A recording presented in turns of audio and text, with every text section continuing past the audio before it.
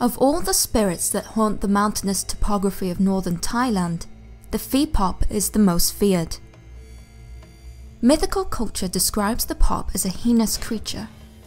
It manifests itself most commonly in the form of a woman who has the taste for human innards. However, the activities of the Pop are not confined to ancient folklore.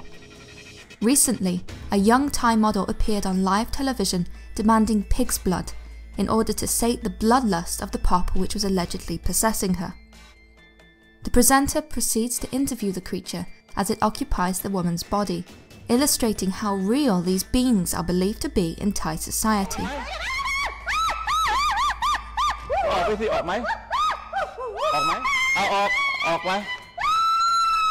It is said that the Pop will not only possess their chosen victims, but cannibalize them. As they are sleeping, the Pop will slowly begin to eat their host from the inside out, devouring their intestines with monstrous glee. One of the only ways to rid oneself of a Pop is to employ the services of a spirit doctor, who will chase the cannibalistic ghost from the victim's body by means of a spinning dance. In 2007, 4 villagers died suddenly in mysterious circumstances in Thailand's Kalasin province. Fearing that a Pop was to blame, local residents were able to raise the equivalent of $1,000 for an exorcism of the spirit, which was supposedly occupying 2 women in the village. Throughout the ages, sightings of witches shape-shifting into owls and preying upon the living have been told all around the world. In the Philippines, this enigmatic creature is called the aswang. In Mexican folklore, this terrible beast is known as the lechuza. This being is claimed to be a vengeful spirit which takes the form of an old woman. Her purpose is to bring harm upon the living.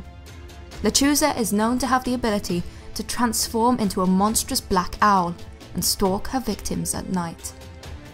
As she closes in, the lechuza will let out an ear-piercing shriek to let you know of your impending demise. Her victims are carried off to her lair, never to be seen again. The taste of newborn children is considered a delicacy by the lechuza. She is believed to lure children out from their homes so as to be able to kidnap and use them in blood-soaked rituals. It is said that if you awake to find mysterious scratches on your door or windowsill, lechuza visited your house in the night, and that you may be her next victim. If ever you happen to find yourself gazing upon the outstanding beauty of a Scottish loch, do not be tempted into riding that lone horse by the waterside. It may be what Celtic folklore calls an akishka. This mythical beast is a shapeshifter, appearing most commonly as a sleek and handsome horse that offers itself to be ridden. However, once it has a rider on its back, this mystical horse will bolt into the water, dragging its victims into the murky darkness so as to devour them. Strangely, all that will remain of its victim is the liver, inedible to the beast, floating atop of the loch. Celtic folklore is stained with many bloody stories relating to the Akishka. One of the most chilling is told in Aberfeldy, Perthshire. It involves 7 little girls and a small boy. One day, whilst playing together in a field, they encountered a beautiful pony. The children were enchanted. The little girls were the first to mount the beguiling creature. As each one climbed on, the back of the horse grew longer to accommodate them. The little boy, having noticed this peculiar phenomena, concealed himself behind some nearby rocks. Upon seeing him, the horse shouted in a demonic voice, "Come back!"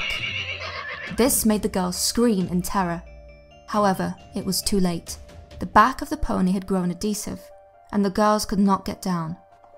The hellish creature then galloped into the nearby lake, the girls all being swallowed by its dark depths. All that would remain of them would be 7 little livers floating atop of the water.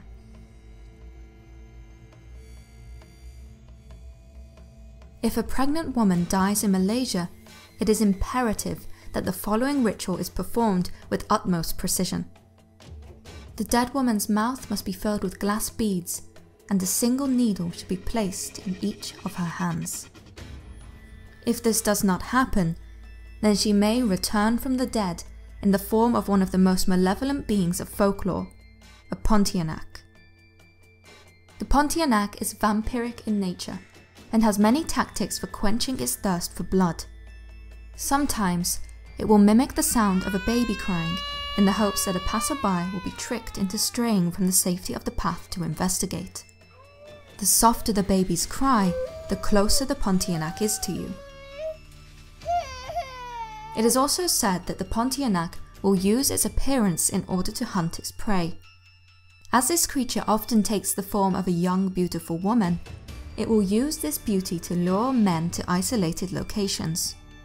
However, once alone, her alluring gaze changes and her once sweet floral scent transforms into a foul odour. At once, the man is attacked. The savage spirit digs in its sharp fingernails. The victim's abdomen is ripped open. What follows is a bloodbath. The Pontianak will gorge itself on the man's blood and innards as he is still alive. The monster may even brutally castrate its victim, prolonging the pain for its own delight.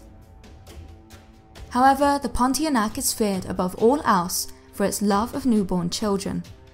The blood of a woman in labour is believed to draw in this terrifying creature, meaning that even today in Malaysia, it is customary to bury the umbilical cord and blood-stained clothes of a woman after giving birth.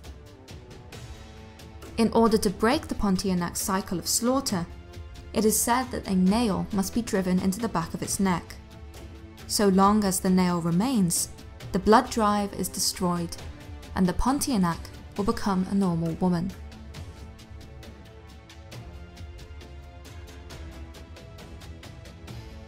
According to Native American Algonquian folklore, a Wendigo is a malevolent cannibalistic monster which haunts the dense forests of the Atlantic coast and the Great Lakes region of Northern America. Each Wendigo was once a man. Many Wendigo stories describe the plight of a frontiersman or hunter who becomes lost in the freezing wilderness of winter. Cut off from supplies and subsequently driven insane by starvation, they become a cannibal to survive. It is then that the spirit of the Wendigo possesses the person, changing their fate forever. Intense and insatiable cravings for human flesh mean that they are doomed to spend eternity constantly searching for new victims. In appearance, the Wendigo retains many of its human features. However, it is undisputably monstrous, ravenous, gaunt to the point of emaciation, a complexion the colour of death, tattered skin stretched tauntly over jagged bones, an impossibly foul odour. In other Native American lore, Wendigos are described as giants amongst men. Whenever a Wendigo feasted on a person, it would grow in proportion to its meal, meaning that it could never be full. This is why the Wendigo is portrayed as having an insatiable hunger for human flesh. The legend of the Wendigo even led to the coining of a modern medical term, Wendigo psychosis. One reported case took place during the winter of 1878.